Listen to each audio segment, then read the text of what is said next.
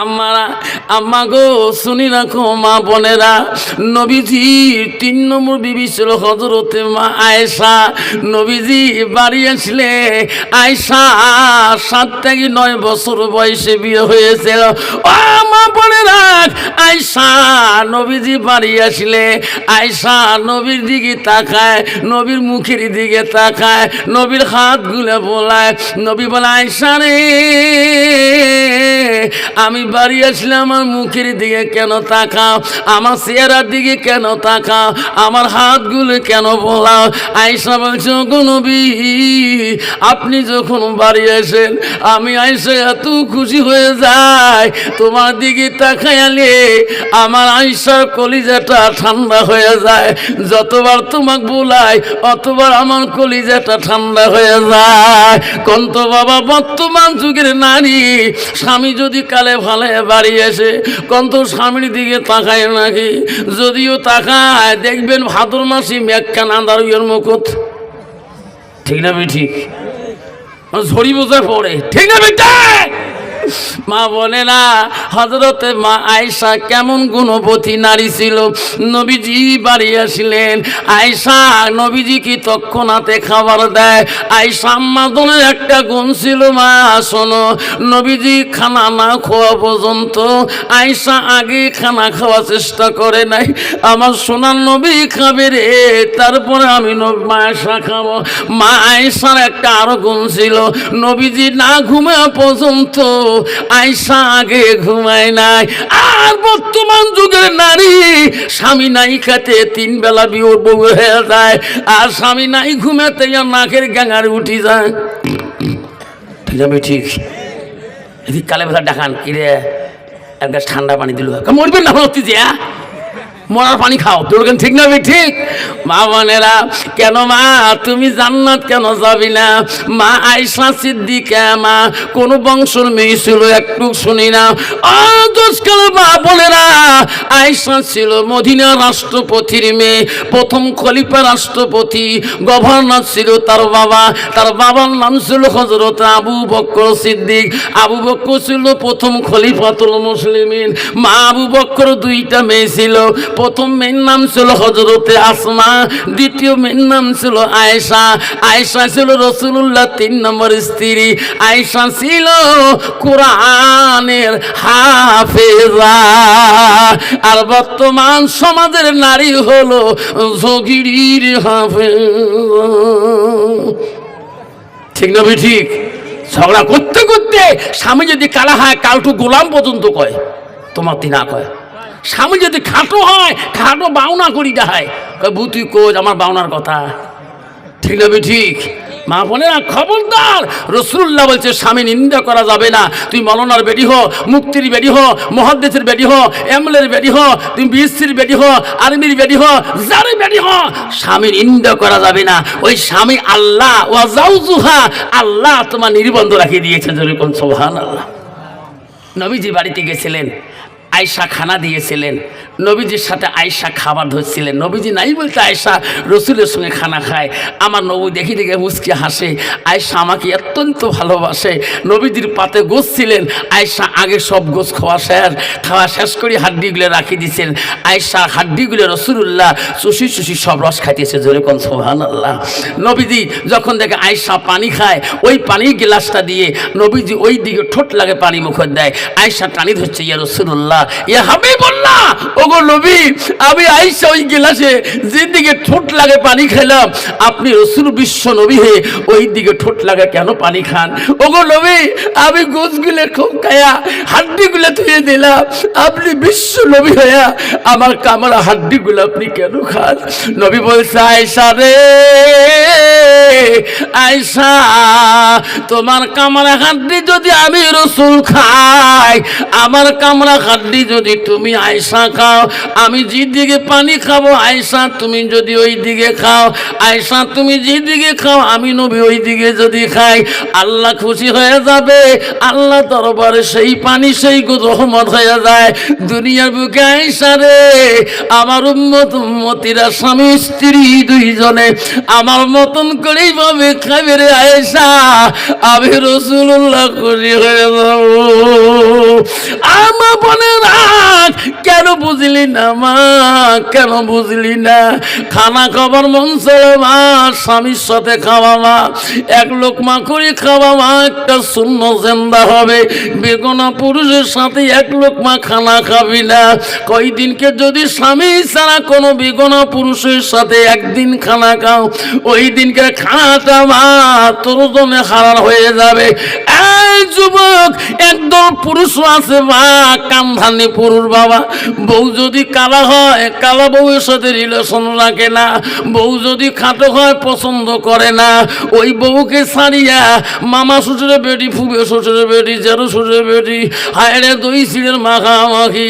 কন্ত বাবা বউয়ের মেমোরি কাম করবে নাকি? এ যুবক মনে রাখি, নিজের বিবি ছাড়া অন্য বেগনা মেয়ের সাথে এক লোকমা যদি তুমি খানা খাও, ওই দিনকে জন্য যুবক তোর জন্য খাস হারাম হয়ে যাবে। এক লোকমা খানা খাওয়া, শ্বশুর বাড়িতে খাওয়া, বউর সাথে খাওয়া, খুশি হবে শ্বশুরি তোমার, খুশি হবে শ্বশুর তোমার, খুশি হবে সম্বন্ধে তোমার, খুশি হবে তোমার শালা। আল্লাহ আমার দুলে ভাই আমার বুবুজনকে এত আদর করে আল্লাহ, আল্লাহ আমি এই দোয়া করি আমার দুলে ভাই যতদিন বেঁচে থাকবে, আমার বুবুটাকে যে এইভাবে আদর করিয়া থাকে। তুমি যদি দেখে শ্বশুরি জামাই নিয়ে খানা খায়, ওই শ্বশুরি দৌড়ি যে নামাজে মশলায় কানবে, আল্লাহ আমি যতদিন চোখ দিতে বেঁচে আছি আল্লাহ, আমার জামাই আমার মেয়েকে এত ভালোবাসে আল্লাহ, আমার জামাই পাতের গোদ বেটির মুখে দেয় আল্লাহ, আমি যতদিন বাঁচি থাকবো আমার বেটির ভালোবাসো এরকম চাই আল্লাহ। ওই শ্বশুর বলবে আল্লাহ, আল্লাহ আমার জামাই আমার মেয়েকে আমার বাড়িতে আলো ভালোবাসে আল্লাহ, আমি যতদিন কবরে যাই নাই অতদিন যাতে আমার বেটি জামাই এই ভালোবাসা হয়। এই যুবক, শ্বশুর বাড়ির যদি এক লোকমা বিবির সাথে খানা খাও, কন্ত বাবা শ্বশুর রাগ করবে নাকি? জোরে কান করবে? শাশুড়ি রাগ করবে, শালা রাগ করবে, সম্বন্ধীয় রাগ করবে না, সবাই খুশি হবে, সবাই আনন্দ হয়ে যাবে। বন্ধু বলে রাখেন সোনাস্তানরা, বিশ্ব নবী রাসূলুল্লাহ বাড়িতে চলিয়া গেলেন। নবীজি বাড়িতে যেয়া দেখে সব বিবিরা কাজের মধ্যে ব্যস্ত হয়ে আছে। হায় রে নবীজি ওই কাজের মাঝখানে দেখে একটা বিবি কোনো কাজ করবে নাকছে না। আমার নবীজি আসতে করি মধুর সুদ দিয়ে ডাকে, আয়েশা আয়েশা রে, কেন হুজুর বাড়ির সব বিবিরা কাজ করতেছে, তুমি আয়েশা কেন বসিয়েছো, কি হলো তোমার? এই বাড়ির দায়িত্ব তো তোর যতটুকু অধিকার, উম্মা হাবিবার অত অধিকার, উম্মা সালমান অধিকার, ও আয়েশা হযরতে হাফসার অতটুকু অধিকার, তুমি কাজ না করি কেন বসিয়েছো? হযরতে আয়েশা বলছে হুজুর আপনি সত্যই কাম ধরছেন, আমি আয়েশার সকাল থেকে কোনো কাজ বাড়ির করি নাই। কেন করলি না বল, কেন করলি না? মাইশা বলে হুজুর আজকে আমি জানি নবীজি বাড়ি আসবে, আজকের কাজ আমি নবীজির কাছে খুঁজে নিয়ে করব। নবী বলে আয়েশা রে, আমার কাছে তুমি কি কাজ খুঁজে নিয়ে করতে চাও? আয়েশা আম্মাজান বলে ওগো নবী, আমার মনটা চায় আমার হাত দুইটা দিয়া আমি তোমার গোসল করি, তোমার কাজটা চাই, আমার মনটা চায় এই হাত দুইটা দিয়া আমি তোমার দেহটা গোসল করে দিতে চাই, আপনার পারমিশন ছাড়া তো আমি দিতে পারি না। আমার নবী বলছে আয়েশা আমাকে তুমি গোসল করে দিলে খুশি হবা? হয় গো নবী আমি অত্যন্ত খুশি হয়ে যাব। নবী বলছে আয়েশা রে, আমাকে যদি গোসল করে দিতে চাও তুমি কি ভালো লাগবে? ওগো নবী ভালো লাগবে, যাও আয়েশা তোমাকে আমি পারমিশন দিলাম আমাকে গোসল দেওয়ার জন্য। আয়েশা তৎক্ষণাৎ আল্লাহর কাছে দোয়া করে, আল্লাহ আমি আয়েশা এত ভাগ্যবতী নারী, আল্লাহ আল্লাহ আমি নবীজিকে কোনোদিন গোসলে থাকতে পাই নাই, আজকে আমার সোনার নবী আল্লাহ আমাকে গোসলের দায়িত্ব দিয়েছে, আল্লাহ আমার হাত দুইটা দিয়া আমার সোনার নবীজি শরীরটা গোসল করবো। জোরে কোন সুবহানাল্লাহ নাই থাকবে। আয়েশা আল্লাহর কাছে প্রশংসা করে, আল্লাহ আমার আয়েশার মতো ভাগ্যবতী নারী পৃথিবীর জগতে কেউ নাই।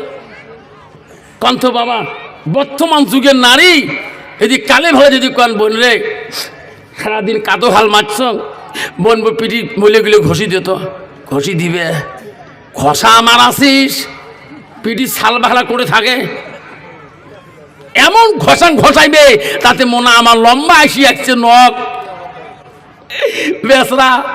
যদি কালে ভালো যদি কয় বোনরে দিয়ে কলটা শাসি দে, কলটা ঝোঁকে দেখ না, গাও ধুয়ে নেন, দেখবেন 3 ঢোকাতে স্যাক বল ফাড়ে ফেলাইবে।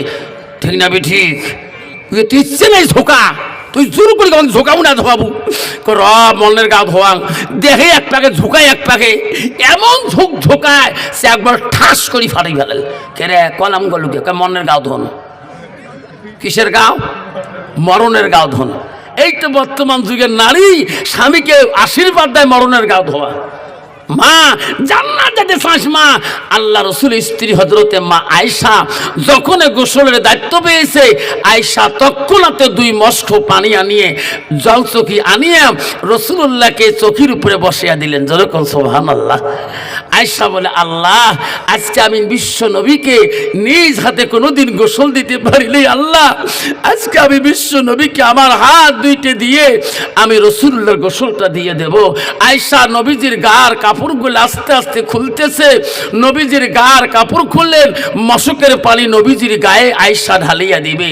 গার কাপড় খোলার পরে আয়েশা নবীজির গায়ে পানি ঢালে না।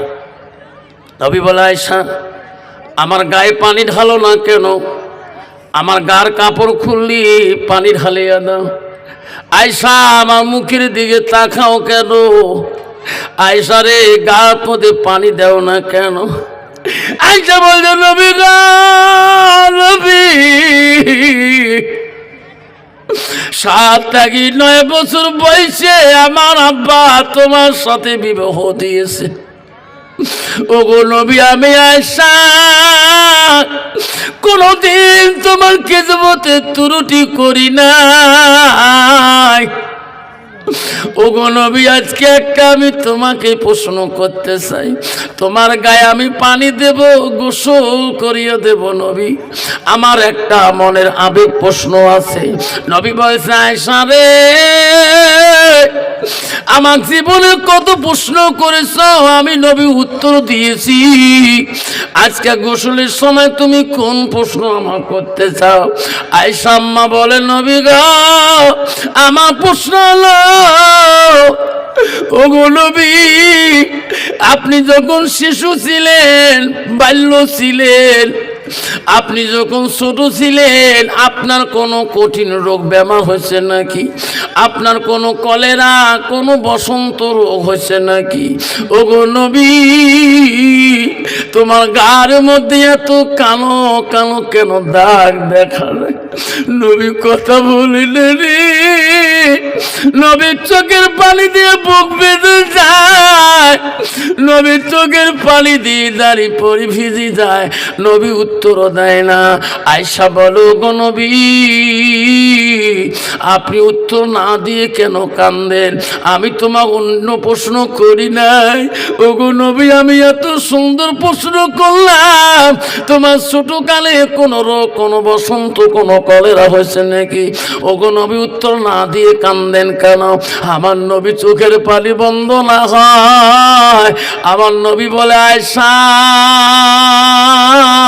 তুমি কোন দিনের কথা আজকে প্রশ্ন করো কেন?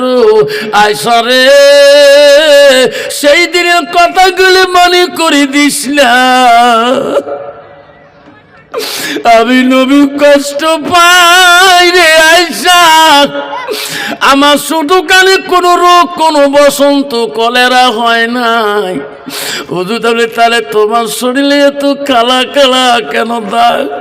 নবী কান্দি বলছে আয়েশা ইসলামের খাতিরে রে টাইমের জমিনে গিয়েছিল টাইপের মানুষ আমাকে চিনতে পারে নাই, আমাকে পাগল বলেছে। টাইপের মানুষ আমাকে পাথর মারছে রে, পাথর মারি মারি আমার শরীরটা কালো পানি দিয়েছে রে আয়েশা। টাইপের জমিলে পাথরের বাড়ি খাচ্ছিলাম, আমার গা দিয়ে রক্ত, আমার শরীরের কাপড় রক্ত রঙিন হয়ে গেছে রে আয়েশা। আয়েশা রে, আমি টাইপের জমিনের আয়েশা পাথরের বাড়িকে পটুলি পড়ে গেছি, উঠতে পারি নাই, উঠলে দাঁড়াইতে পারি না। আচারে টাইমের জমিনের পাথরের বাড়িতে আমার শরীরে রক্ত দিয়ে আমার পায়ের জুতোগুলা কলকল শব্দ হয়েছে রে আয়েশা। আয়েশা, সেই দিনের কথা মনে করে দিস না। মা আয়েশা কান্দে কান্দে বলছে, নবী গো, জীবনে এত কষ্ট করলেন, আল্লাহ কি তোমার সাহায্য করলো না? নবী বলছে, আয়েশা রে, তখনই জিবরাইল আসি হাজির হয়েছিল। লাব্বাইক ইয়া রাসূলুল্লাহ। ওগো নবী, কাঁদবেন না, তাইবের জমিনে আল্লাহ আমাকে পাঠিয়ে দিয়েছে, আমি জিবরাইল। ওগো নবী, তাইবের মানুষ উপরে আল্লাহ নারাজ।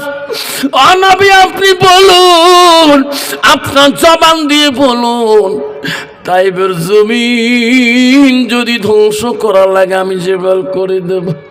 ও নবী বলুন, তাইবের জমিন উলট পুলট করলে আমি জেবাল করে দেব গো। আপনার পারমিশন ছাড়া করতে পারি না, আল্লাহ পাঠিয়ে দিয়েছিল। আয়েশা রে, সেদিন আমি জেবাল কি বুঝাইছিলাম, জিবরাইল ফিরে যা রে, জিবরাইল ফিরে যা। তাইবের মানুষ আমাকে না চিনতে পারে, তাইবের মানুষ আমাকে পাগল বলতে পারে রে জিবরাইল। আমি নবী অভিশাপ দেব না,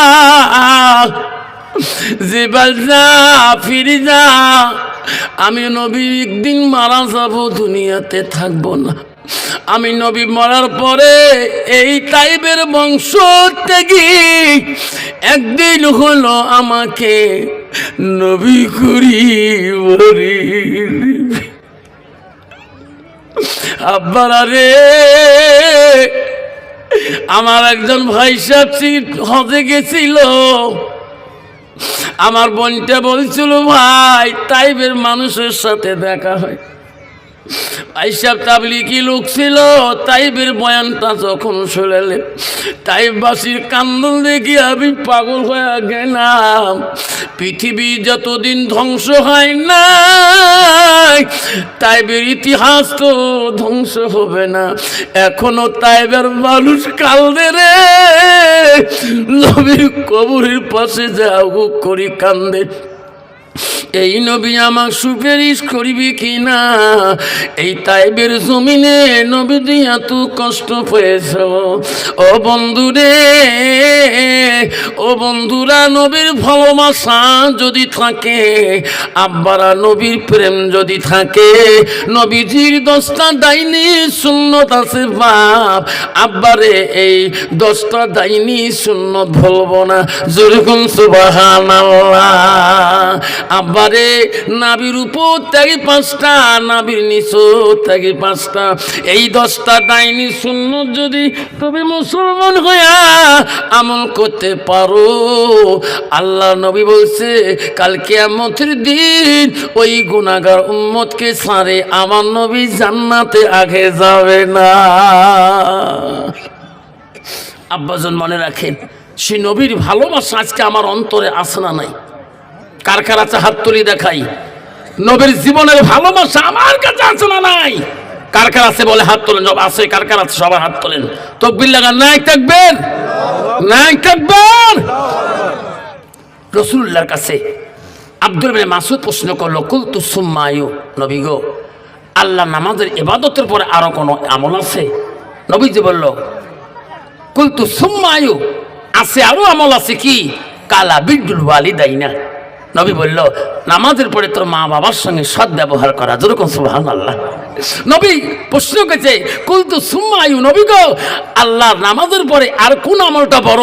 রাসূল বলল, কালা বিরুল ওয়ালিদাইনা, মা বাবার সঙ্গে সৎ ব্যবহার করা, কথা বলাটা আল্লাহর কাছে সবচেয়ে প্রিয় আমল। আল্লাহ কোরআনে বলে, ইল্লা লিয়াবুদুন, আমার ইবাদতের পর আল্লাহ বলল, ওয়াবিল ওয়ালিদাইনি ইহসানান, তুমি তোমার মা বাবার সঙ্গে সৎ ইহসান করো, সৎ ব্যবহার করো। 90% বিবির জ্বালায়, 90% মহিলারা জ্বালায়, এই যুগের নারীরা জ্বালায়, ছেলেরা আজকে মা বাবা ছাড়া হয়ে গেছে। যেরকম ঠিক না ঠিক? যেই ছেলে বাপ ছাড়া বোঝে নাই, যেই ছেলে মা না বলি বাজার যায় নাই, আজকে সেই ছেলে মার চেহারাও দেখতে পারে না, বাবার চেহারাও দেখতে পারে না। কেন পারে না? ওই নারীটার জন্য আজকে ওই বিবিটা হাতের কবজার মধ্যে রাখে দিয়েছে। মার সাথে কথা বললো বিপদ, বাবার সাথে কথা বললো বিপদ, ছোট ভাইয়ের সাথে কথা বললো বিপদ, বোন যদি কলেজে দেয় 20টা টাকা দেয় তাও বিপদ। যেরকম ঠিক না বেটি? বাবা, নারী যদি ভালো হয়, নারী যদি আল্লাহ বলা হয়, রাসূল বলল, মান সালাকা তারিকান ইলতামিসু ফি ইলমান সালাল্লাহু লা তারিকান ইলাল জান্নাত। তুমি যদি জান্নাত যেতে চাও, সেই রাস্তা তালাশ করো, যে রাস্তায় গেলে তুমি জান্নাত যেতে পারবা। সেই জন্য বাপ, নারীটা হতো চিরকালের সঙ্গিনী,